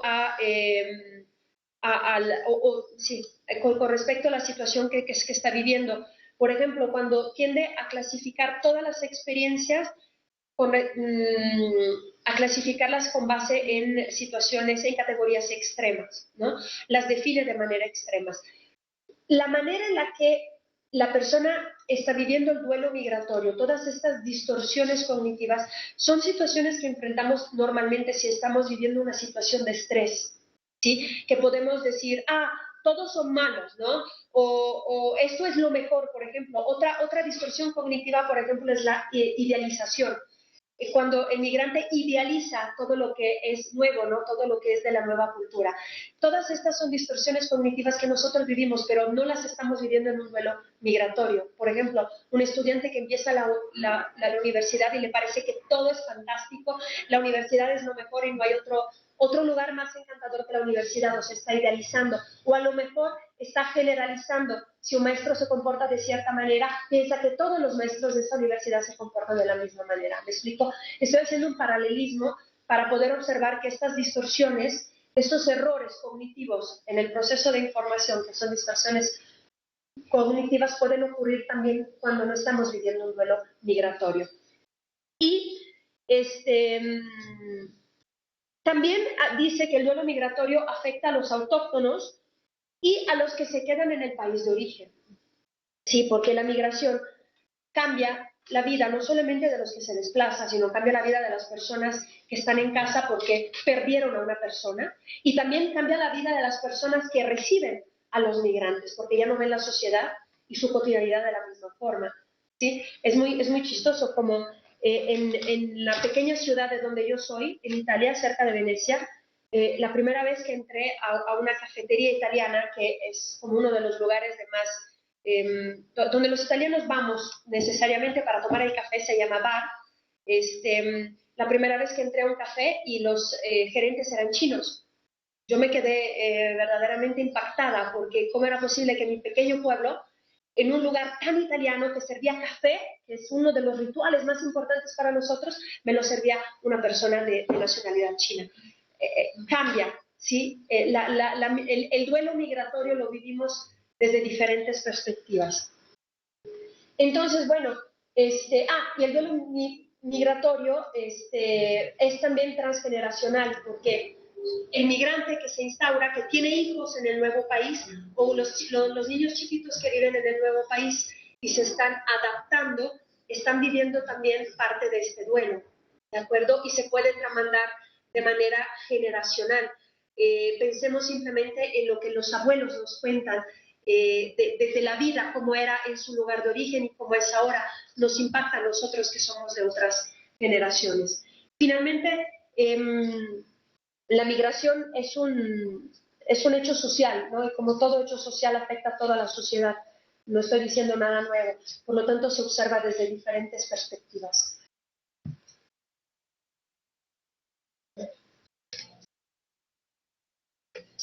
Aquí está el síndrome de Ulises, que es el nombre que le han dado a esta descripción, ¿de acuerdo? A esta persona que vive un estrés crónico y un estrés múltiple. Dice, lo que les comentaba hace rato, la realidad es que nunca antes habíamos presenciado, probablemente, podrán estar o no de acuerdo, situaciones migratorias tan dramáticas como las actuales. Estamos hablando de tránsitos migratorios, ¿de acuerdo? Existe mucha deshumanización al abordar las migraciones de hoy y se presta poca atención tanto a los sentimientos de las personas migrantes como a las vivencias premigratorias y las vivencias durante el proceso de migración. ¿Cuáles son los estresores, los factores de estrés del síndrome de Ulises? Número 1, la separación forzada de los seres queridos. Estamos hablando obviamente de migraciones no voluntarias o voluntarias, pero aún así donde se vive este duelo, que supone que se rompa este apego, este lazo afectivo con las personas de la familia que se quedaron en el país de origen. Otro estresor es la desesperanza por el fracaso del proyecto migratorio. ¿Cuántas personas todavía no migran pensando que mi tío ya me tiene el trabajo, ya me tiene donde vivir, ya me tiene todo, llego y no es así?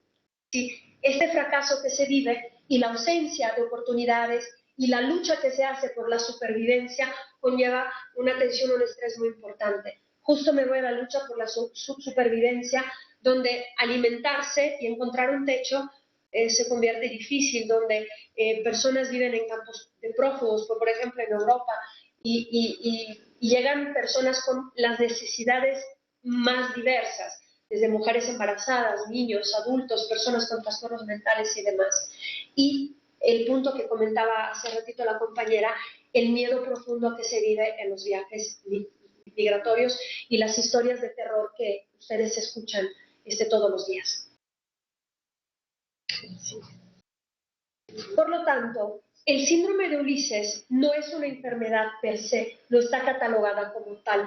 Es un cuadro reactivo, es decir, una serie de reacciones a una situación altamente estresante, ante situaciones de duelo migratorio extremo que no pueden ser elaboradas. Pero ¿para qué se les puso este nombre? Para que las personas podamos diferenciar a alguien que está viviendo reacciones que muchas veces son diagnosticadas de manera errónea como psicopatología, cuando no es una psicopatología, es un cuadro reactivo, que significa que cuando la persona ya tenga un techo donde dormir, tenga comida, tenga un trabajo, este cuadro reactivo ya se va a estabilizar, ya no es un síndrome como tal y por lo tanto no había una psicopatología. ¿De acuerdo? Si ahorita en este momento aquí donde estamos, cerráramos la puerta, prendiéramos el calentador, ¿no? Una estufa, y la temperatura subiera, empezaríamos no solamente a tener síntomas físicos, sino empezaríamos a enojarnos probablemente, a gritar, a tener reacciones anormales. Abrimos la puerta, bajamos la temperatura y regresamos a la situación de anormalidad. Este es el síndrome de Ulises. ¿Sí? ¿Cómo se identifica? Repito, no se diagnostica porque no es un diagnóstico como tal, pero sí se puede identificar. Existen 4 áreas, 4 síntomas principales. Síntomas afectivos que se relacionan con tristeza y llanto, síntomas ansiosos que se relacionan con tensión, insomnio, pensamientos recurrentes y pensamientos intrusivos. ¿Qué es un pensamiento intrusivo? Cuando llega en un momento que nosotros no lo imaginamos. Irritabilidad, enojo fácil. Sintomatología somática, fatiga, cansancio, ¿no? Molestias, sobre todo osteoarticulares y gastrointestinales, cefaleas, migrañas. Y fíjense, hay una migraña tan frecuente en la persona migrante que tiene síndrome de Ulises que se llama inmigraña, o sea, de inmigrante. Imagínense qué fuerte y qué frecuente. Y hay síntomas de tipo confusionales que se pueden relacionar con el incremento del cortisol, que es la hormona del estrés.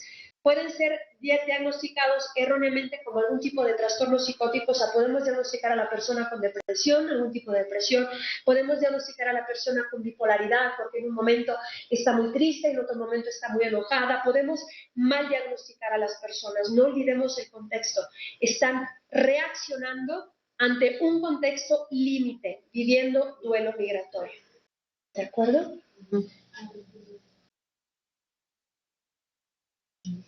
Y yo aprovecharía para detenerme. No sé si consideras que es un momento para recibir más preguntas. No he recibido ninguna pregunta hasta ahora. Bueno, entonces nos seguimos. Un comentario y una pregunta. 2 comentarios. De Gracia Lomonte de Costa Rica. Está de acuerdo contigo cuando se menciona que la salud está en riesgo al momento de migrar, pero le inquieta que hablemos de diagnósticos por la consecuente patologización y mirada puesta en la persona más que en su situación y necesidades que debemos entender desde lo colectivo. Ese es un primer comentario. Otro segundo comentario de nuestra sede en Santa Ana, California. Bueno, es una observación. Más que errores cognitivos, ellos dicen que se debería hablar de distorsiones cognitivas. Por eso en la presentación decía errores y yo lo cambié justamente hablando de distorsiones cognitivas, exactamente, estoy de acuerdo con ustedes. Ulises Ávila, de nuestra sede en línea, pregunta, ¿cómo abordar el tema del estrés y del duelo migratorio cuando no hay una cultura de asistir a un psicólogo o buscar ayuda psicológica? Y se acaba de anotar Tapachula. Sí, adelante, me pasas esta última para que la tenga a la mano. Pues adelante, Tapachula. Sí, buenas tardes. Mi duda es con referencia a que hablaba sobre el duelo vinculado a aspectos infantiles que son muy arraigados. ¿Me podría dar un ejemplo de a qué se refiere con aspectos infantiles que son arraigados? Gracias. ¿Guatemala? Adelante, Guatemala. Bueno, buenas tardes. Tengo dos preguntas. Una es si existe, digamos, bueno, supongo que existe un duelo migratorio de retorno, ¿verdad? En el caso de los inmigrantes que han retornado, y quisiera saber si las fases o las etapas son iguales o qué diferencias hay con un duelo migratorio al momento de partir, ¿verdad? Hacia el país receptor. Y la otra pregunta es, si no hay una sintomatología inmediata al momento de la migración, ¿verdad? ¿Cuánto tiempo después puede aparecer esta sintomatología todavía ubicada dentro de este síndrome, ¿verdad? Es decir, existe como un duelo migratorio postraumático, por decirlo de alguna manera, ¿verdad? ¿Y cuánto tiempo puede pasar, verdad? Digamos, todavía para clasificarse como un duelo migratorio. Gracias. Muchas gracias. En Guatemala tenemos ya tomamos ánimo. Maravilloso, nada más que yo me estoy perdiendo un poquito y no quisiera dejar de contestar. Si quieres cerramos acá. Puedo empezar a contestar estas para dar espacio a las otras, porque si no me voy a perder. Incluso estas últimas dos, anoté la primera, me costó trabajo la segunda, pero si tú me ayudas Sí. ¿Pueden repetir la pregunta en Guatemala, por favor? La segunda pregunta. La segunda primera tiene que ver con duelo migratorio de retorno, ¿no? De acuerdo, ¿Y la sí. otra? Ajá. La segunda pregunta es que al momento de la migración, digamos, ya sea en el proceso o a la llegada al país receptor, digamos, si no aparecen síntomas de este síndrome o de estrés, ¿verdad?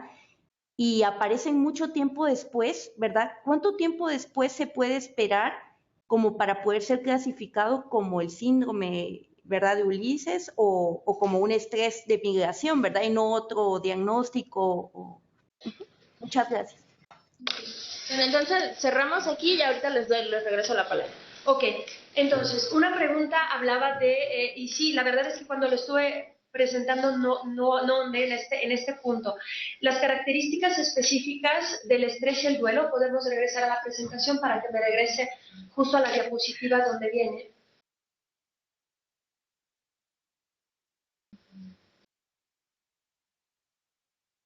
Sí, gracias. Un momento que me regreso antes de la sintomatología y cuáles son los estresores. Helo aquí. ¿Cuáles son las características específicas del duelo migratorio? El punto 3 dice que es un duelo vinculado a aspectos infantiles muy arraigados. Es decir, si en mi infancia he vivido abandonos, partidas, duelos de personas que se van, que migran, y yo estoy repitiendo esta conducta, puedo revivir el duelo. A esto se refiere el duelo vinculado a aspectos infantiles arraigados, que son finalmente duelos no elaborados. ¿Sí? Duelos infantiles pero no elaborados, y que al repetir la conducta, al repetir este proceso, los estoy reviviendo. ¿De acuerdo? Otro, hablando de los síntomas, preguntan si hay diferencia entre la inmigraña y la migraña. No, se le define, se le ha llamado a la inmigraña la migraña del inmigrante, por ser tan frecuente. Estoy tratando de contestar así rápidamente. El duelo migratorio de retorno, sí, De hecho, estaba en una diapositiva anterior, pero no recuerdo en dónde. Por supuesto, había que considerar cómo se vive el retorno. Muchas veces los migrantes parten para regresar y en el proceso cambian de idea o trabajan años incluso con esta idea de regresar. Sabemos que mandan dinero para que se construya la casa, una casa que normalmente no es habitada, pero la idea es el regreso, el regreso, el regreso. Cuando finalmente los que deciden regresar, que no son la mayoría, sino son la minoría, regresan justamente al país de claro que se vive un duelo, pero es un duelo más enfocado a la adaptación de la vida a el lugar de origen, siendo que en el lugar de origen probablemente pocas cosas han cambiado y ellos traen muchos cambios por la experiencia de vida que han tenido en el nuevo país. Entonces sí podemos hablar de un duelo migratorio de retorno y las etapas no las definiría idénticas porque no se ha estudiado, digamos, no se le ha establecido como en etapas.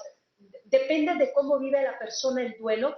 Podemos abordarlo desde un duelo por pérdidas de persona, un duelo de aculturación, un duelo migratorio, es decir, podemos abordarlo desde diferentes perspectivas. Yo en este momento, sinceramente, no traigo la información con respecto al duelo migratorio de retorno, pero qué bueno que hacen esta pregunta porque me hace como tener ganas de buscar un poquito más y espero poderles traer algo el lunes, ¿no? Para poder hablar un poquito de este duelo. ¿Cuál era la otra? Yo apunté esta. Los tiempos de los síntomas. Vamos a hablar de tiempos cuando hablemos de intervención y cuando hablemos de trastorno por estrés. ¿De acuerdo? Entonces retomamos el tema en ese momento. Me parece haber contestado todas las que estaban. Entonces, si gustas, ¿las que faltan? Por acá, por favor. Pero vente por acá porque...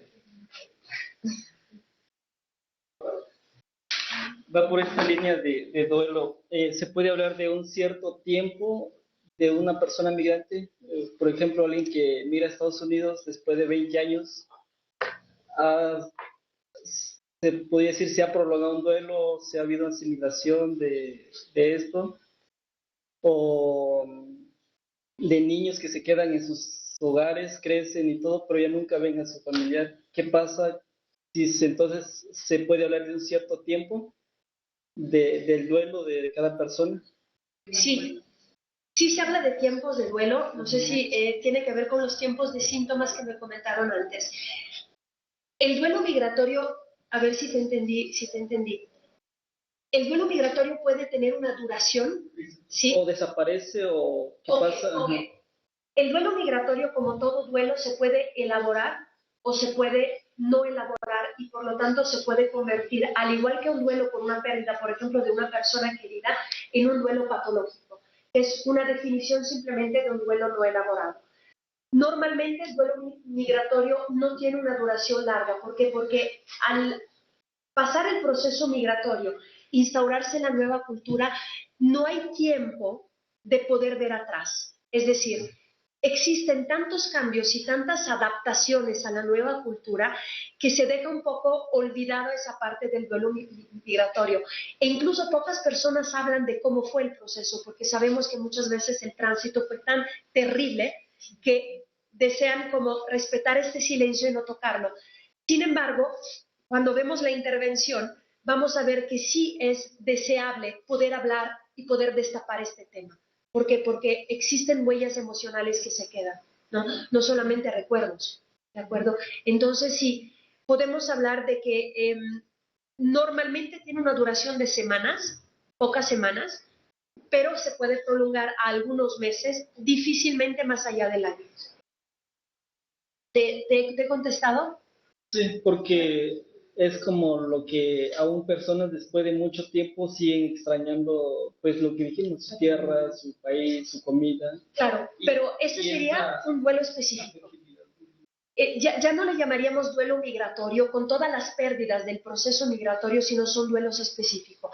Es el duelo por la tierra que está lejos. Y por supuesto, eso sí puede durar toda la vida. y hablar todos los días y llorar todos los días, sí. Pero son duelos patológicos no elaborados. Es más que una nostalgia.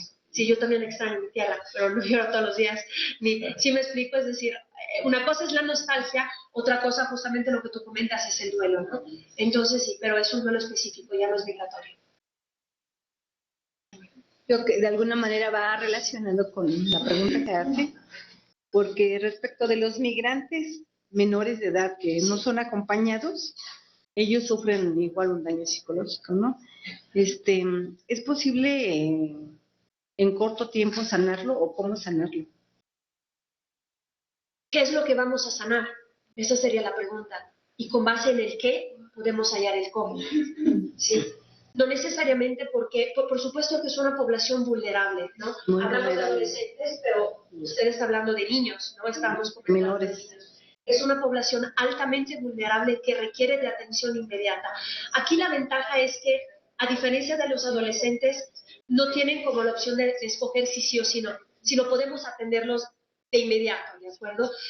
También la atención la vamos a ver en el punto de la intervención, pero hay que identificar de qué tipo de duelo están viviendo, qué tipo, a veces no es un duelo, a veces simplemente son una carga de estresores muy, muy altos y el enfrentar situaciones nuevas para los cuales nadie los ha preparado, porque cuando hablamos de niños, uno de los errores más comunes que hacemos es pensar que no entienden, que no saben, y por lo tanto simplemente los llevamos con nosotros ante circunstancias nuevas sin explicarles y sin prepararlos ante esta circunstancia, que puede ser cualquiera, puede ser un cambio de escuela, por ejemplo, puede ser la muerte de un familiar a lo mejor no tan allegado. Aquí es muy importante, por ejemplo, si tenemos contacto con personas migrantes que piensan en traerse niños o que después va a venir mi esposa con el niño, que les digamos que tratemos de hacer psicoeducación para explicarles que es muy importante que las personas que estén con los niños puedan hablar con los niños y prepararlos para lo que viene. Claro, no podemos prepararlos para todos porque no sabemos todo lo que va a pasar, pero sí sabemos muchas cosas que van a pasar.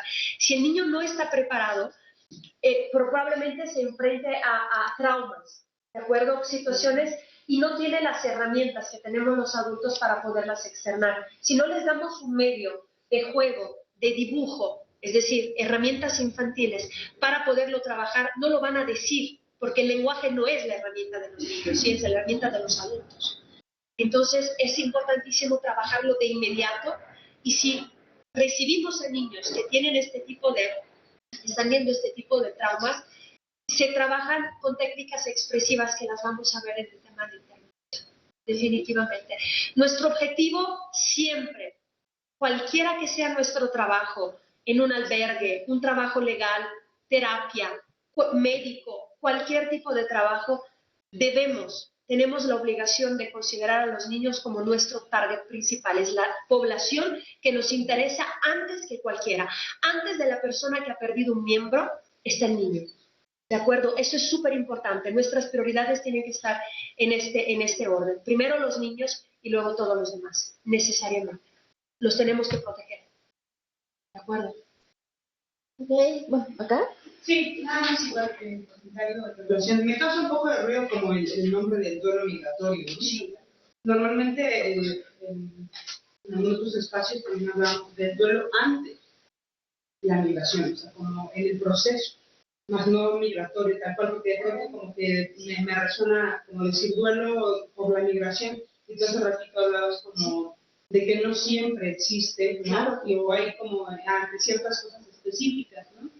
Eso, y en relación a lo que también comentaba el compañero que estaba hablando hace ratito, que yo creo que también es importante identificar si realmente es un duelo, ¿no? Después de mucho tiempo, o ya simplemente se habla como de un extrañar, ¿no? De un decir, me extraño a mi familia, pero ya no existe todo este cuadro quizá de alteraciones o manifestaciones psicoemocionales, ¿no? Que pudiera estar a lo mejor causando cierta disfuncionalidad de la persona en ciertas actividades, ¿no? Que es lo que más se caracteriza por un duelo, ¿no? Como de pronto perder la capacidad para ciertas cosas, para disfrutar de ciertas cosas, ¿no? Para realizar actividades. Pues no siempre, ¿no? A lo mejor después de muchos años, podemos categorizar y decir que todo es un duelo, ¿no? Entonces yo creo que es importante que las personas estamos con las personas migrantes, podamos identificar que no siempre va a suceder, ¿no? Solamente se presenta un duelo, y que también dependiendo de la persona va a ser la temporalidad. A lo mejor uno no puede decir un año, pero es la temporalidad que incluso la propia persona vaya manejando de acuerdo a cómo va asimilando todo este proceso, ¿no? Y bajo qué circunstancias y condiciones pues ha vivido la migración. Claro. Si se acuerdan al principio cuando hablábamos de las poblaciones migrantes, hablábamos de grupos étnicos, inmigrantes, refugiados, migrantes temporales, podemos hablar de duelo migratorio incluso ante personas que deciden migrar por su propia voluntad y lo hacen tomando un avión de A a B y lo hacen por estudiar. También en ese caso hay duelos. Imagínense las personas que están forzadas a migrar. Evidentemente ahí estaría más marcado el duelo. Como había dicho en un principio, no existe la ecuación migración equivale a duelo migratorio, pero sí la migración como aspecto de vulnerabilidad en la salud mental y como una situación que puede, y en la mayoría de los casos, porque sí es en la mayoría de los casos, conllevar a ciertos duelos, que no necesariamente son duelos prolongados o duelos patológicos, ¿no? Pueden ser duelos situacionales que duran el tiempo que dura el tránsito y el poco tiempo de adaptación a la nueva cultura. Muchas gracias. Bueno, tenemos varias preguntas. ¿Qué te parece si elegimos 5 minutos, sobre todo de las de fuera, y luego hacemos la pausa? Ok. ¿Puedes esperar tu pregunta o tienes que ser ya ahorita? Los esperamos un momentito para... Ok. Bueno. De Chicago. ¿Sí? ¿Podrías mencionar algunos de los síntomas que presentan los niños que sufren el desplazamiento de la migración? De Oxnard, ¿cuál es el éxito migratorio en un individuo? No no desde el contexto antropológico.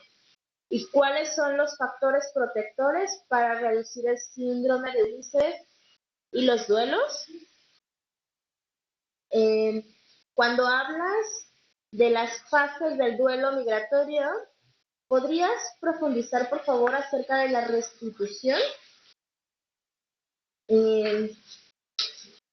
Si hay estadísticas sobre el consumo de drogas y alcohol relacionados con el síndrome de Ulises. Y finalmente, un comentario de Santa Ana. Podría decirse que el impacto emocional de la migración en el individuo estaría proporcionalmente relacionado con la afinidad de valores culturales que comparte el migrante con la comunidad de destino. Es decir, a mayor diferencia cultural en cuestión de idioma, religión, usos, costumbres, estándares morales, etcétera, mayor estrés. Sí, definitivamente esto último sí es cierto y hay estudios que lo comprueban. Y además de que pide la palabra Laura, también la piden en Los Ángeles. ¿Se las podemos dar? Sí, nada más que ya son muchos comentarios y no escribo tan rápido. A ver, fíjense que una cosa interesante. Esta clase se llama Salud Mental y Primeros Auxilios Psicológicos. Los primeros auxilios psicológicos con niños son un capítulo aparte. ¿Por qué? Porque hay que ver la edad específica del niño para poder ver de qué manera el niño expresa el duelo, la tensión, el estrés, el dolor y todos los sentimientos y situaciones que está viviendo y por lo tanto también dependiendo de la edad es la intervención. Yo sinceramente, a pesar de lo que acabo de decir, que los niños son lo más importante, no he preparado material con respecto a los niños por cuestión de tiempo y porque me enfoco desafortunadamente a la mayoría, es decir, la mayoría de los migrantes no son niños, son adolescentes y adultos, entonces quise como enfocarme más a esta población.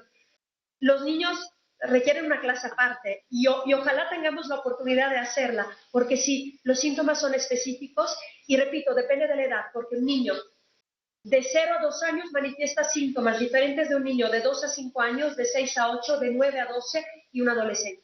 Imagínense, y por cada uno de estos rangos de edades es que se enfrenta y se hace una intervención respecto a una intervención en crisis y con primeros auxilios psicológicos. Me preguntaron cuál es el éxito migratorio. No entendí, no desde lo antropológico, pero entonces desde qué punto de vista, ¿qué se refieren con éxito migratorio? Me gustaría preguntar. Los factores protectores los vamos a ver los vamos a ver en presentación probablemente el lunes.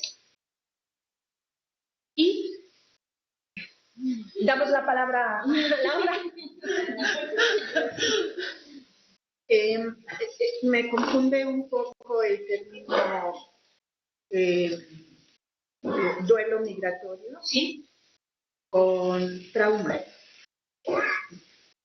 ¿no? Porque comentabas en los aspectos, los puntajes que sacaste ahí, que hay aspectos infantiles muy arraigados, sí, tienen que ver con cuestiones traumáticas, sí. Y por eso sí me salta un poco el término de duelo migratorio, también por la cuestión de intervención en crisis, porque generalmente cuando hay intervención en crisis es porque hay un hecho traumático, un hecho muy choqueante, ¿no? que te mueve todo, que te puede llegar hasta paralizar, ¿no? Y por eso me confunde un poco. Claro, luego. Lo que sigue se llama la migración como evento traumático. Así que ahí estamos diferenciando la migración como un evento de duelo, y entonces entramos en lo específico del duelo migratorio, entramos en lo específico de los estresores que pueden conllevar un síndrome de Ulises, pero aparte están los traumas que se pueden vivir durante el proceso de migración. Entonces yo los diferencio completamente. Quizás te quede más claro cuando vayamos a la migración como hecho traumático, y de ahí también cuando hablemos de intervención, por supuesto es una intervención diferente ante el trauma y la crisis y una intervención distinta ante el duelo. Por eso Sí, me estoy yendo a reveses, por eso a lo mejor te confunde. Ya me acordé, una persona que preguntaba con respecto a las etapas del duelo migratorio: negación, resistencia, aceptación y la última, la restitución, que es la reconciliación afectiva con lo que se ha dejado atrás, ¿sí?, y con la nueva situación. Se acepta lo bueno, se acepta lo menos bueno, tanto del país de origen como del país de acogida. Esa es la restitución. No es una aceptación nada más, sino que va un poco más allá. Es como elaborar esta aceptación y reconocer que ni todo es bueno en el nuevo país, ni todo es malo en el viejo país, ¿no? Como una visión más realista, ¿no? Ya me acordé de esta, pero ¿Le podemos dar la palabra a Los Ángeles? Claro. Adelante, Los Ángeles.